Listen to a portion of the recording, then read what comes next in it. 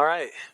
Well, if you're a Michigander, you are aware that in the upcoming election, like a month away, Less than that, yeah.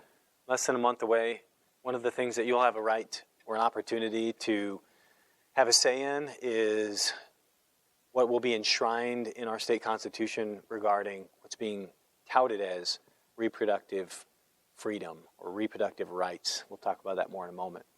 I haven't seen really much about it. Part of it feels like I'm just, I don't know.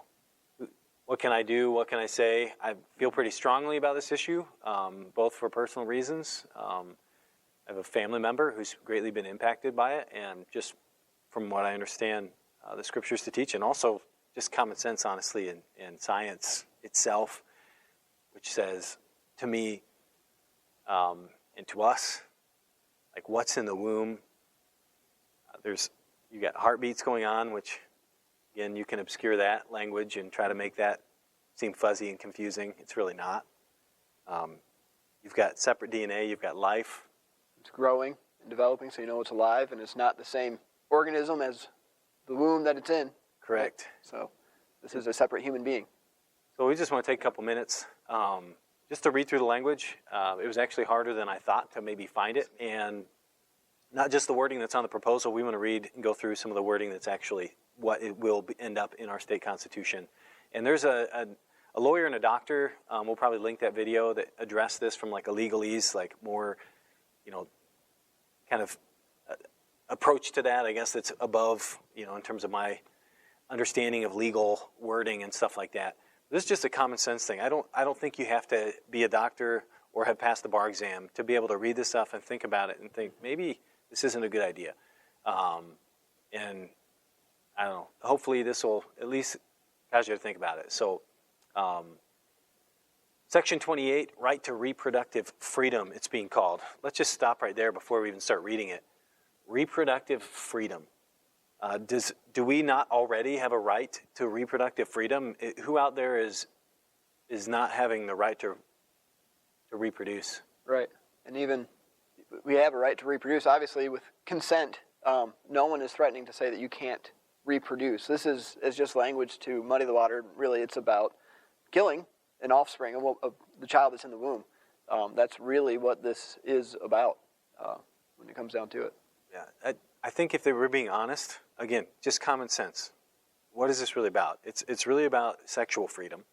That maybe doesn't come across as well, certainly to more conservative-leaning people. Like sexual freedom just sounds like, sex with anybody, whenever, however, without consequences. That doesn't come across as nice sounding.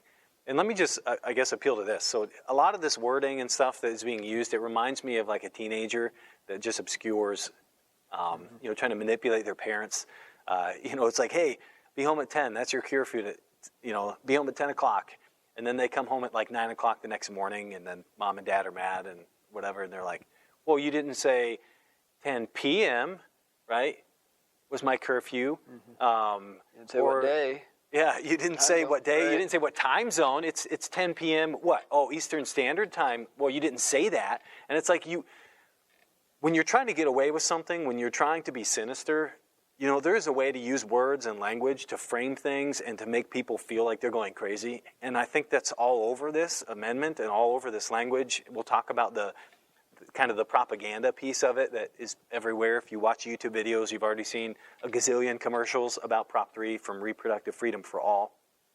But it is just obscuring and confusing things that really, if you just look at common sense-wise, are obvious. So let's look at it. The point number 1. All right. Every individual has a fundamental right to reproductive freedom. Okay, yeah, just stop there for again. Reproductive freedom. Every individual doesn't currently have the right to reproductive freedom. Right. Like somebody, again, help us understand, comment or whatever. Like who doesn't have the right to reproduce? Right. The issue, of course, it's one you do with the thing that results in reproduction. Reproduction has already happened. Is right. What this is really about. Right. At this point, someone has already reproduced. Now we're talking about what is done with that child that's in there, that human being. So that's really what the issue is about. Yeah, and we were talking, and I understand this isn't going to like if you really in this whole women's liberation and feminism kind of thing, that's a whole other issue, but let's talk about every individual has a right to reproductive freedom. What about the men? I mean, explain to me how this gives men the right to reproductive freedom, like true reproductive freedom. Like literally you can't reproduce, like, and if you do reproduce, like at any moment a woman can like end it. Right. It does. I mean, it takes away the right from the man. Not to make this as an attack on men's right, but I mean, it would do that. Yeah, and certainly we could, I'm just thinking, like, who are we even the right to talk about this? We're not women, This is true. or are we?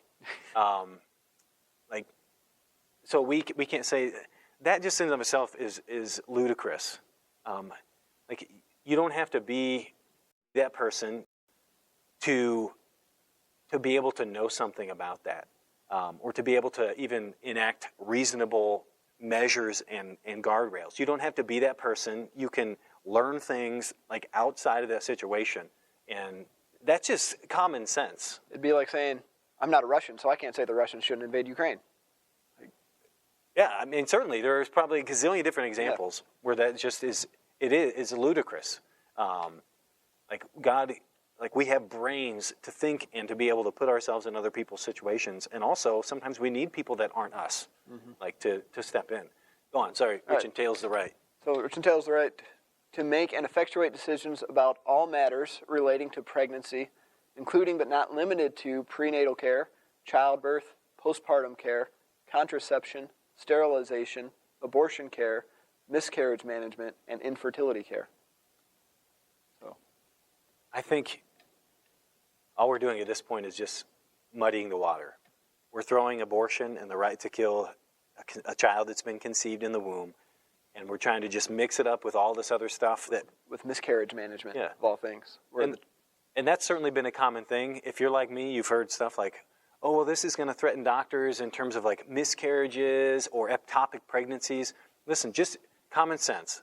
That's not at all happening, right? That is not at all in jeopardy. Those are two different things, and anybody who tries to conflate the two is trying to muddy the water, like that teenager with their parents, right? And just to be sinister. They're trying to get away with something by making you confused and feeling like, it's so complicated. It's not that complicated. All of this wording, the rest of it, right? Basically, number one is we want everyone to have sexual liberty, right? Without consequences, and if there are consequences, the ability to nip those in the bud right away, and we're obscuring it with all kinds of other things that people think are important. That's basically number one there. Yep. Moving on, an individual's right to reproductive freedom shall not be denied, burdened, nor infringed upon unless justified by a compelling state interest achieved by the least restrictive means. Yeah, keep going there. All right. Notwithstanding the above, the state may regulate the provision of abortion care after fetal viability, provided that in no circumstance shall the state prohibit an abortion that, in the professional judgment of an attending healthcare professional, is medically indicated to protect the life or physical or mental health of the pregnant individual. Yeah, so it starts out sounding good. The state may regulate the provision of abortion after fetal viability, which is going to define that later on, as doesn't really mean anything at all. And but then it says, as long as, in the professional judgment of an attending healthcare professional, which could be anyone, doesn't have to be a doctor, but it could be a social worker, if in their minds abortion is medically indicated to protect the life, physical, or mental health of the pregnant individual. So really for any reason. Yeah. All of this language, again, just common sense. If you're reading through the thing, right now we want to enshrine in our Constitution the right for people to have sex without consequences, regardless, and what you'll find out is, regardless, the compelling state interest ends up only being about the woman seeking an abortion, not about the child at all. It makes it very explicitly clear in the definitions at the end, we'll read. And so we've got sexual freedom without consequences. This sounds like, to common sense middle ground people, like, oh, there will still be some regulation. All of this language just obscures, and at the end of the day, it means a woman can get an abortion anytime for any reason. Yep. That's what all of this means. Because the mental health of the mother, when you bring that into the life exception, so vague, it basically means, it's a nebulous term. You can't. Yeah, if they want an abortion, not getting an abortion will impact their mental health, if that's what they want. Yep. And yeah, we could talk some more. Go on. Number 2. The state shall not discriminate in the protection or enforcement of this fundamental right. Number 3. I'm not sure how age will come into that, but that's There's kind of nothing scary. about age in it. Yeah, that's kind of scary. Every individual has the right. So So a 14-year-old, without parental permission or knowledge. of a situation. And here's another thing, we'll just throw this in here. Reproductive freedom. Here's the interesting thing. You want to talk about reproductive freedom and health. Actually, abortion is a risk factor for later miscarriage. So you want to talk about reproductive health. This reproductive right that we're talking about or enshrining or wanting to enshrine actually impacts what they're supposed, negatively, the reproductive health of a mother. But I digress. Number 3. The state shall not penalize, prosecute, or otherwise take adverse action against an individual based on their actual, potential, perceived, or alleged pregnancy outcomes, including but not limited to miscarriage, stillbirth, or abortion. Again, I think that's intentionally just conflating these abortion, miscarriage. No, they're 2 separate things, right? It doesn't take a genius to figure that out. Nor shall the state penalize, prosecute, or otherwise take adverse action against someone for aiding or assisting a pregnant individual in exercising their right to reproductive freedom with their voluntary consent. This could be anyone helping someone get an abortion by any means, as long as the person seeking it consents. And some people are, trying to, and if you watch the video with the lawyer and the doctor, they're going to say, that does have some real implications and some scary ones. But I think all of this wording basically, common sense, you don't have to be a genius. This just seems like people covering their rear. I'm sure insurance companies would love this, that people can't come back and recourse. I wondered as well, if Kermit Gosnell, if this were in place under that situation, or if he was operating in a state that enshrined this, if they would have had any recourse to come against him, I don't know. But this just seems to be a big, cover your rear kind of section. And Kermit Gosnell being an abortionist in Pennsylvania who, I think 3 babies that were born alive that he killed, and there was at least 1 woman that died from malpractice, I think, on his part, and a lot of other stuff. All right, number 4, for the purposes of this section, so this is where we're going to define terms now. A state interest is compelling only if it is for the limited purpose of protecting the health of an individual seeking care. So right there, it doesn't matter what the thing is in the womb. If it is a human being, it does not matter at this point. As far as this goes, the state interest has no compelling interest in what the thing is in the womb, no matter what. Yeah, this is scary because it is basically enshrining that reality. So I think science is already clear in terms of the life that is already at work in the mother, living, growing, DNA, and all of that stuff, heartbeat, all of those things are happening. I saw a recent section on a news station where they were talking about the flavors of the food the mom was eating. I think it was maybe Good Morning America or something. And the baby in the ultrasound affecting, reacting to the things the mother was eating. And it was I don't think they realized at the time, what the implications of what they're saying. But this says, no matter how much we find out about that or how much more science reveals that, we're going to go ahead and enshrine that person, not a compelling interest for us. Yep. The woman who is seeking, again, this is about sexual freedom at this point. Yep. Yeah. So protecting the health of the individual seeking care, consistent with accepted clinical standards of practice and evidence-based medicine, and does not infringe upon that individual's autonomous decision-making. Yeah, that's so fancy-schmancy. If it takes away the woman's right, it doesn't matter if it's a human being, a person, or not. Fetal viability means the point in pregnancy when, in the professional judgment of an attending healthcare professional and based on the particular facts of the case, there is a significant likelihood of the fetus's sustained survival outside the uterus without the application of extraordinary medical measures. This is not how fetal viability has been defined, even in Roe. So if a premature baby, 30 weeks, which is well past the normal, 24 weeks or so was considered fetal viability, that baby's still going to be in the NICU. That's going to be extraordinary medical measures. And there's a lot of, we all know, let's just be honest, words have definitions, but lawyers can stretch and all of this just seems verbiage where lawyers can kind of come in here and stretch these things so wide that they don't mean anything. That's what it feels like to me. Where you get, what is the definition of is? And so people who are, they're trained and skilled in how to basically take something that clearly means something and make it mean something else. That's honestly what all of this verbiage just seems to me is just room to do that.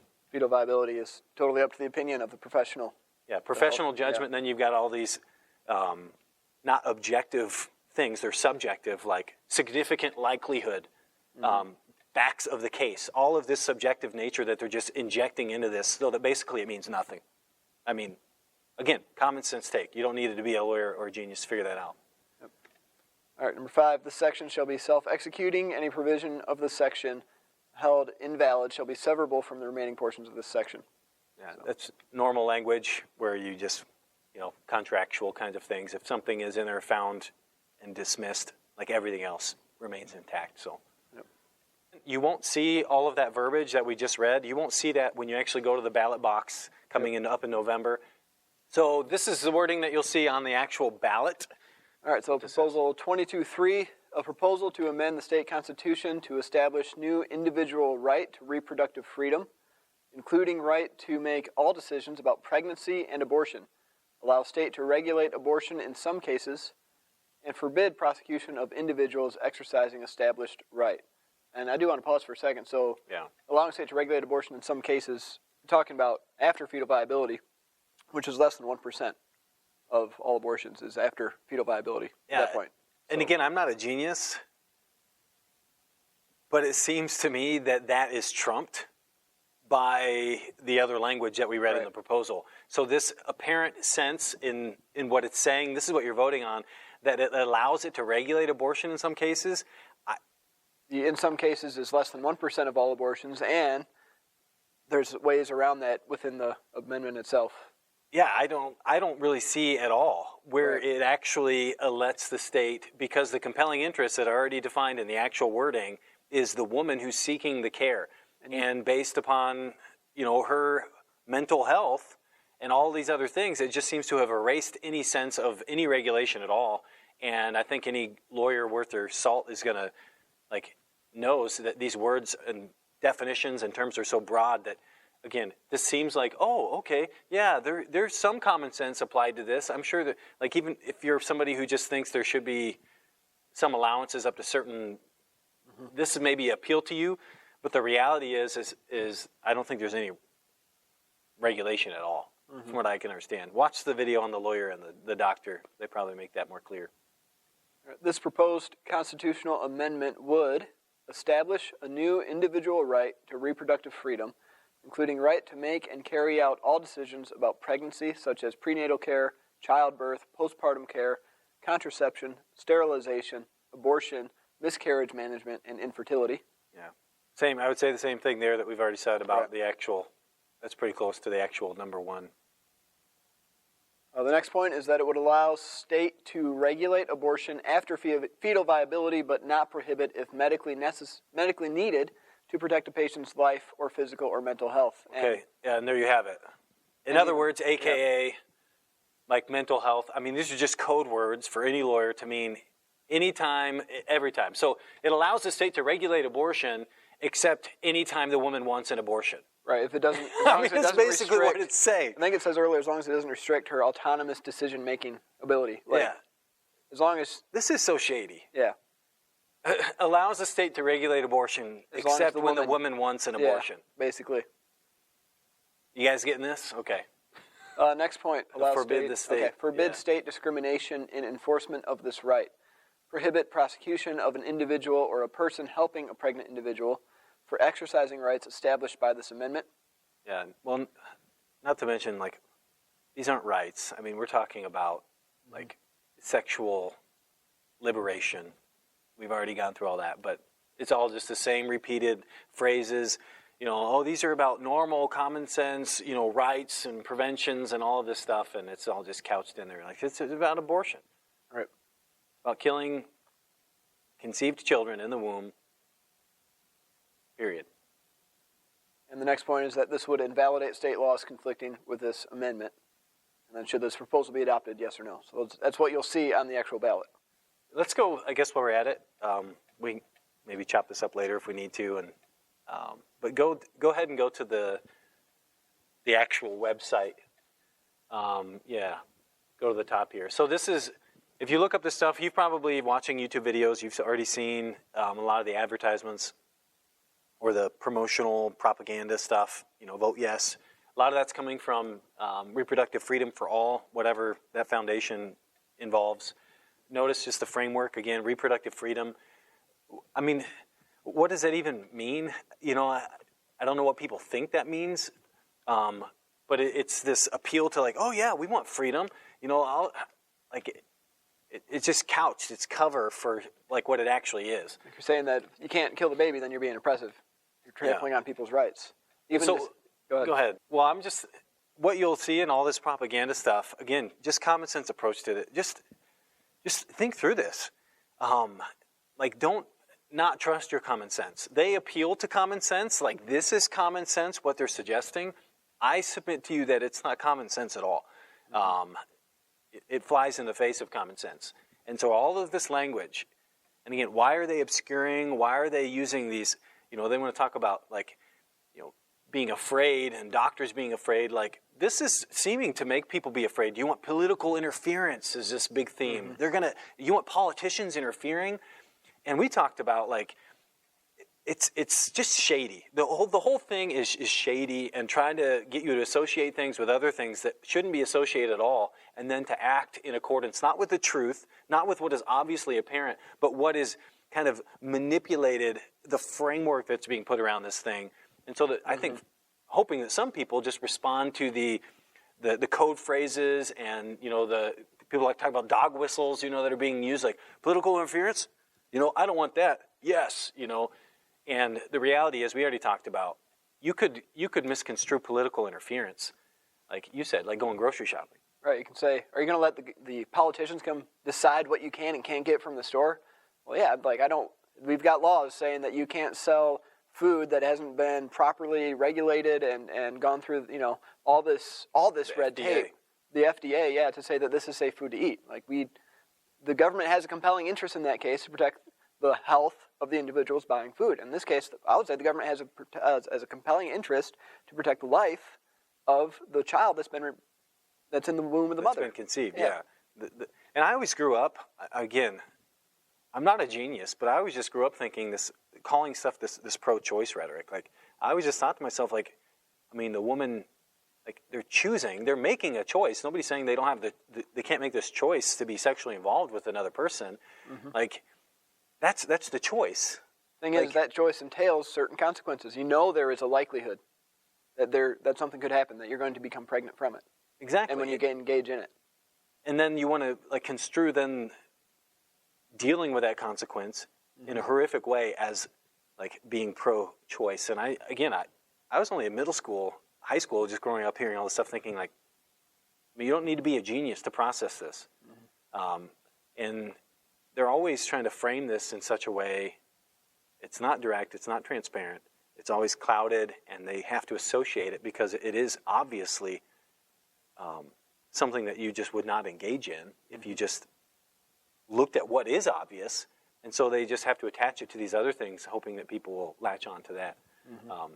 But that's neither, that's kind of all over the map. Let's just read through some of the stuff and see the propaganda and how they're associating this with various things. I wanted to say this before we go on. So their headline, Restore Roe and Stop the 1931 Law That Would Ban Abortion in Michigan. The 1931 law does not completely ban abortion. It does allow it to protect the life of the mother, if needed. Right. So, and that's common sense. Yeah. So an ectopic pregnancy would be the most classic sense in which that pregnancy is going to, if that child develops there, it's going to kill the child and the mother. Correct. Yeah. And so that is not an abortion. If you've had an ectopic pregnancy, it's on a different page, mm-hmm. right? That is a intervention, right, to save a life. And unfortunately, and often tragically, mothers still grieve that, right? The life of that child is lost in that process. That is not an elective abortion that this is enshrining. And, yeah.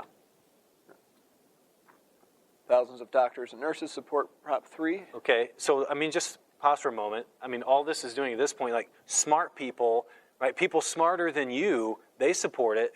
Therefore, you should. Well, not necessarily. I mean, like scientists for a long time, thought the Earth was the center of the universe or whatever. Like you could say like thousands of scientists and astrologers or astronomists, whatever you call them, right? Think this or support this. Like that is just intimidation, trying to get you to feel like you're an idiot for what's plainly apparent. Yep. You could go back to the days of slavery, and you could probably find, I would imagine not too many, but you could find enough to say probably so many African Americans, or however you would phrase it back at that time, support slavery. Yeah, to get you to feel like, you're on the outside, you don't know as much, just go with these people who know a lot more than you. Yeah. All right, scrolling down. Yeah, you get to read what doctors are saying, or let's read the what's at stake here portion there. All right. On June 24th, 2022, the U.S. Supreme Court overturned Roe v. Wade, and as a result, a 1931 Michigan abortion ban could go back into effect. This amendment would make sure that doctors do not go to prison for providing safe medical care. Okay, yeah, pause. Yeah. It doesn't take an idiot, again, to figure out. Doctors don't go to prison for providing safe medical care, right? That just doesn't happen. Safe medical care here means abortion. Right, safe medical care as in medical care that involves the loss of a life every single time. That's the safe medical care we're talking about. And if indeed we're ending the life, which all science tells us is what happens in that moment, you've got a beating heart, right, that is stopped, contrary to the electronic impulse theory, that reduces... Even before the heart begins beating, this is it has separate DNA. It's growing, so you know it's alive. It's not a part of the mother.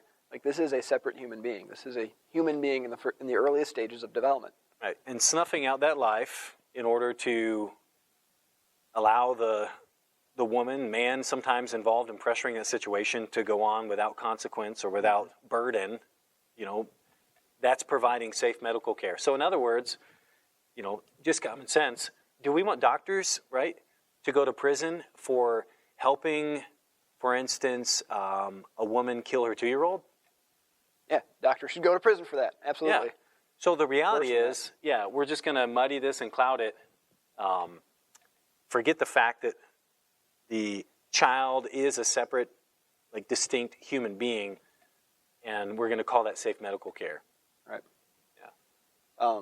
So ensure that doctors don't go to prison for providing safe medical care, and ensures women will have access to a broad range of reproductive health care services. Yeah. This is just adding all kinds of stuff. Right. To, the broad range yes. is abortion.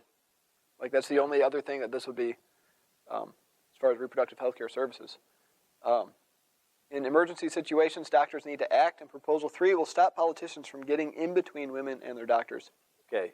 Define emergency situation. Well, yeah, the implication is, unless we pass this, doctors can't act in emergency situations. They're trying to conflate and obfuscate. This has nothing to do with it. This that passes or doesn't pass, doctors will have the authority to act in emergency situations. Right. Well, this kind of trades on a broad understanding of the word emergency. Yeah. Is if a person finds out they're pregnant unexpectedly, that would, I think, it's probably what they have in mind as far as emergency situations. If it's the case of that a woman has a dangerous pregnancy, the doctor can still act, even under 1931 law, which is right now still ruled. There's an injunction against it, but yeah, and it goes back to what you said about, we're going to kind of fearmonger this political interference. Stop politicians from getting involved between women and their doctors. Going back, you could say, for instance, politicians saying that people don't have the right to, cut the hands off their children, as a means of discipline in the home. You could misconstrue that, common sense thing. Certainly parents don't have the right to cut the hands off their children, right, in their home. But do you want a politician coming into your family affairs, dictating how you can and can't discipline your children? That's one way to put it. Do you want politicians interfering in your home life? Well, no. But we all agree, they should, right? There should be laws. There should be politicians interfering from parents cutting off the hands of their children. To protect as a disciplinary. the children. Yeah, exactly. So this is all language to get you to conflate, right? The idea that women can't go and have their pregnancy terminated, the life within them snuffed out, this conflating that with political interference. Mm-hmm. Like, ooh, stop big government. But there are ways that we all embrace and accept and know that political interference is in fact a good thing, right, in other ways. Yep. In Michigan, we trust women. Yeah. So if you don't vote yes on this, you don't trust women. You don't trust them to make the decision to kill their child. Right. That's in essence what's in the context of all of this. That is exactly what we're talking about. Yeah. And so if I think I'm in favor of a law that prevents mothers from cutting the hands off their children, we'll just run with that. As whatever. Mm-hmm. Are you can say I don't trust women? This is such a conflation. It is so manipulative. It's such wordsmithing, and common sense just says, like, guess what? You can trust women, right, and vote no on this proposition. That's just a matter of fact. But we're going to conflate it as though, voting yes means you trust women. This proposal will affirm that every Michigander has the fundamental right to reproductive freedom. Only women at this point. Every Michigander has the fundamental right to reproductive freedom, according to this proposal. And again, I'm just asking, like, okay, so how does this impact men?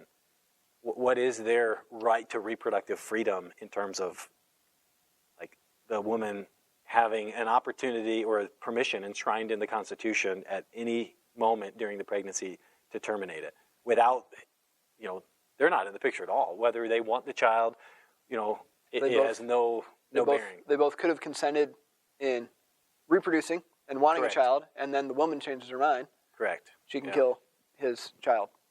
Yeah. So I don't know how this impacts that. It certainly seems to basically obscure it and then lie about it.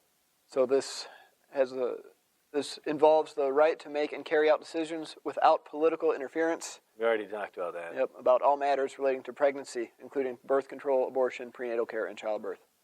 Yeah, let's put that in there. Voting yes will protect a woman's right to decide. Again, a decision about what, in regards to what? Voting yes on, being able to abuse your children in your own home to the point of, brutalizing, harming. Like, that would certainly protect a woman's right to decide as well. I mean, you see how you can conflate and misconstrue these things.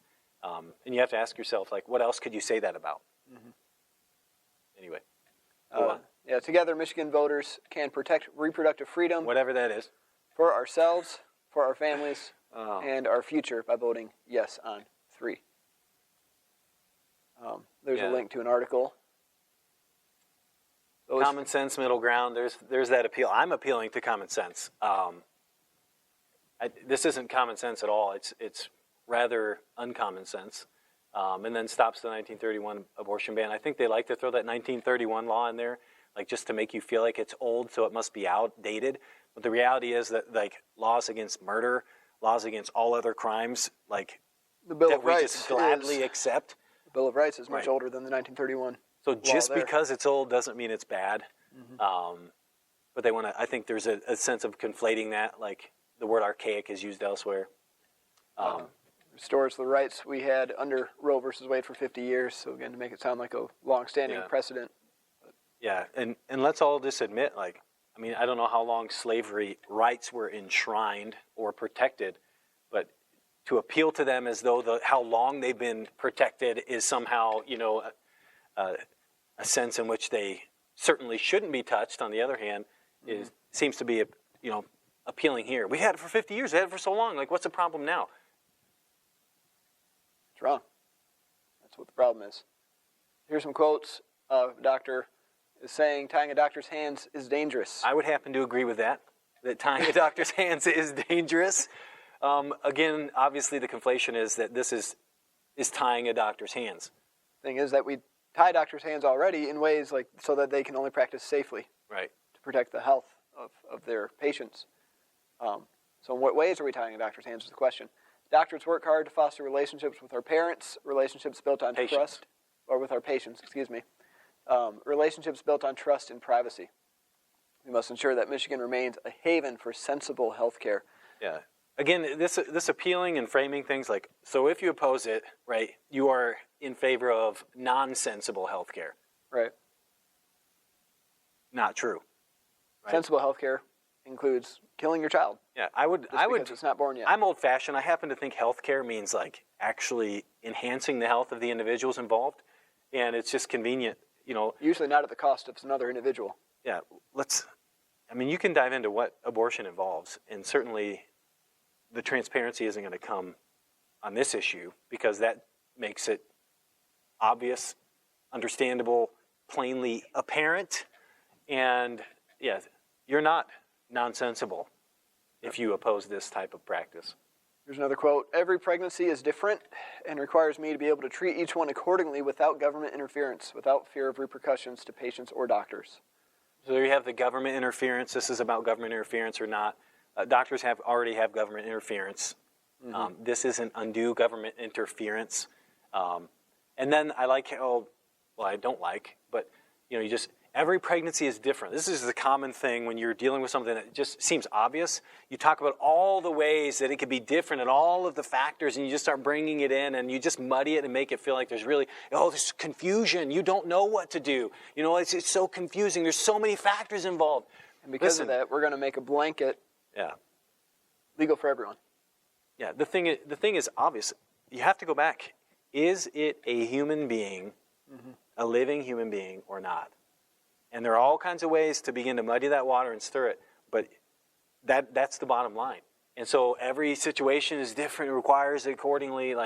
There's some truth in that, but it's all just meant to just make you feel like, we can't really know. Certainly, we can't, treat them all. Although what this is saying is we're going to treat them all the same. Yeah, that's true. Every single one has the right to end it. I'm involved in this campaign because I believe that abortion is health care and reproductive rights are important. These are decisions that should be made by the individual and their doctor and not by politicians. Yeah. I think we touched on that. No, not by politicians. Without the federal protection of Roe v. Wade, Michigan's archaic 1931 ban will go into effect. There's the word archaic. Old, outdated.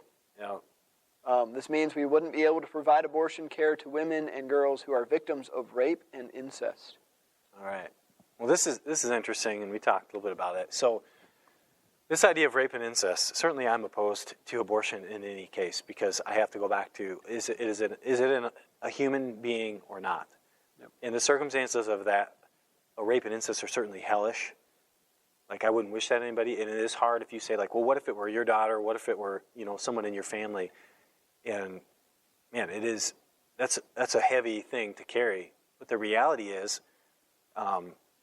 in opposition to that, I would certainly be in favor of the death penalty for rapists and deterring that in the greatest way possible. And sometimes people think how can you be pro-life and pro-death penalty? Because I'm pro-life, that I am pro-death penalty. Because I value life so much that to take a life, if someone kills someone and we just let them live, the punishment is not equal to the crime. Yeah, I would agree. And I think you're talking also not only in terms of the value that you place on life and what it costs then if you take it, but you're talking about innocence and guilt. Mm-hmm. So to be pro-life is to believe that the innocent child, human being, inside the mother's womb should not be killed. Mm-hmm. To be pro-death penalty means that the person who's made voluntary choices, and acted in accordance with their own free will should be held accountable for their crimes. Yeah. And those two are often conflated together as well. But coming back to the victims of rape and incest, I want to appeal, I guess, just for a moment. If you're somebody who, you would say, I'm pro-life, but I'm going to vote yes on Prop 3 because I don't like the idea of no exceptions. And I want to appeal to you that what you're doing is really ludicrous, if that's you, to say, because I think there should be these exceptions, I'm going to enshrine in the Constitution of the state that anybody can kill their children for any reason at any time in the womb, even though I'm pro-life. And so I just read, I think this morning, last year there were about 30,000 abortions in the state of Michigan. Okay, so 30,000 abortions last year. Let's say 10%, which is probably astronomically high. Yeah, it's inflated for sure, but just to cover our bases, let's say 10% of that was because of rape. Okay. So 3,000. All right? So 3,000 of 30,000, if we're just, again, trying to reason together, those 3,000 which is extremely extraordinary high, were caused by rape. Right. So then we're going to say, for the sake of those 3,000 women to be able to escape that, some of that trauma anyways, there's still going to be trauma to deal with, but in order for those 3,000, we're going to say the other 27,000, okay. Right, we're going to go on record and say we are in favor of killing the 27,000. For the sake we think of the women 3,000. should have the right to kill those 27,000 children just because we have an issue with the rape and incest exception. Right, even if you really like rape and incest, if that's the thing, and you 100% believe that abortion should be allowed in those cases, like voting no on Proposition 3 does not mean you are against that.